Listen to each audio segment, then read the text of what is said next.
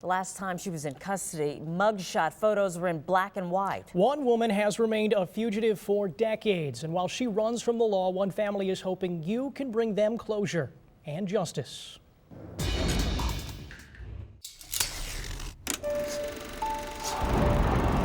The film from 1968 shows glimpses of protest. They were burning draft cards. Demonstrations surrounding the war in Vietnam, and on November 21st of that year, President Lyndon Johnson was in the White House. And a Milwaukee trio was in custody. The newspaper called it a slaying. Then 18-year-old Melvitine Lampkins and two others played a part in a grocery store robbery. The article described gun whipping and shots fired. One man apparently did not move fast enough for the robbers. Took a sawed-off shotgun and shot him in the chest. Who shoots a 78-year-old man in a grocery store? It was point-blank range. He put the shotgun right to his chest and pulled the trigger. 78-year-old John Adornato was shopping with his wife. He was a gentle soul. He was a lover of people. He was rushed from the area of Buffalo Center to a hospital. The intern at the emergency room knew there was nothing he could do, and that intern just happened to be one of Adornato's 11 grandchildren. It took us by such shock. Another of his grandchildren, Celia Dodge, describes the impact of the murder. It devastated them. It really did. It broke the family apart. The robbers were caught and convicted of the crime, including Melvitine Lampkins. She was the lookout for the robbery. Michelle Herrings of the U.S. Marshals Fugitive Task Force says Lampkins was sentenced to life in prison plus 60 years, but was given the chance to attend school during that time. Lampkins took advantage of the opportunity, and Herrings says she escaped in 1976 and somehow managed to escape again in 1979. Her whereabouts and activities have been unknown since. How could someone be missing out of a jail cell, out of a prison for 30 years? Yes, I think they deserve an explanation. I'd like to point a finger. I wouldn't know where to start. Lampkins has roots in Milwaukee and Madison, and at the age of 62, she's managed to avoid law enforcement spotlight. But for how long? She will have to pay for what she did. A crime taking place during a time of unrest and conflict. The fugitive bringing additional unrest to a family decades later. I don't feel vindictive, but I do feel she needs to be found. June 23rd, the sounds of violence echoed through the neighborhood near 39th and Garfield. Pow, pow, pow, pow, pow. And you could hear the bullets.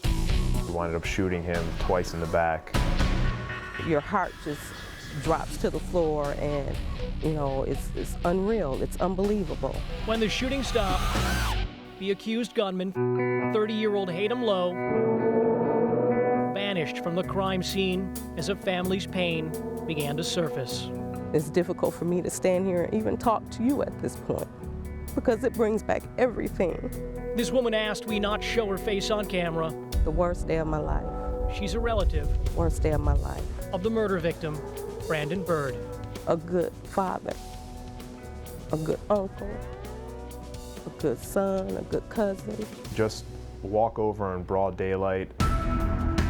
Deputy U.S. Marshal Brian Node says the killing took place as Bird was working on his car in front of his girlfriend and 4-month-old son. His girlfriend was also shot in the leg.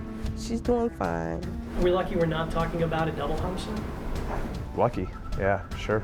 That part is just a blessing, if anything good were to come out of this. What's unclear is why the shooting happened. Court documents suggest Lowe borrowed a gun to kill a man he thought killed his brother. Supposedly this was a revenge shooting. But the victim was never previously charged with that crime. It's not confirmed. Node says it is possible Lowe misidentified the target of his rage. All that is hearsay. And I'm trying to get the same answers that you are. The fugitive has those answers, and law enforcement says he also has ties to drugs and gangs. We're literally talking about the worst kind of individual. Ever since he was a juvenile, he's been known to carry firearms. I've never heard of him before until we went to court. Now a family struggles with who caused their grief. their lives have been changed forever. Why the killing happened, and if someone could lead law enforcement to an accused killer and lead a family closer to closure. I hope they catch him, and I hope justice is served. Well, once again, your tips make a difference in catching a most wanted fugitive. A man accused of killing a Milwaukee father is now back in custody. Law enforcement say 30-year-old Haydem Lowe was captured Tuesday morning at a Super 8 motel in Lansing, Illinois. Marshals say it wouldn't have been possible without your help. With squad cars parked and police tape wrapped around a Southside neighborhood, investigators searched for a murderer as loved ones searched for any comfort in a time of crisis. I got there and I saw the puddle of blood, and I just assumed the worst. This woman asked we not show her face on camera. She's a family member of 24-year-old Diana Garcias. I think about it every day.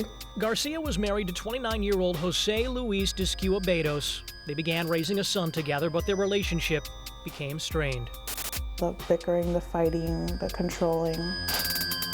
Garcia was ready to move on. Descua was not. The morning of January 3rd, past domestic violence turned into present danger. When she screamed, "Luis, no," that's when he hit her with the 2x4. He brutally attacked her at that time in front of witnesses. He continued to hit her with the 2x4 until it broke into 3 pieces. Later armed himself with a knife and continued attacking her. The medical examiner's office said she suffered approximately 12 stab wounds. Didn't want to believe that happened to her. It was just a lot to take in. I think it takes a lot of rage. It's one of the most brutal crimes Milwaukee police detective Probably one of the worst. Steve Caballero has ever worked on. Probably one of the worst. Descua should have never been near the crime scene. Family members say he was deported back in 2009 because of prior domestic violence. Caballero believes the fugitive may still be in Milwaukee, hiding out somewhere on the south side using an alias, possibly working at a temporary job. He threatened to kill me and my mother, and who knows if he'll come back and try to kill us. A man police say left a bloody crime scene and left a family in a state of grief and fear. Obviously, if he hurt the mother of his child, he would hurt anyone else. Jeremy Ross, Fox 6 News.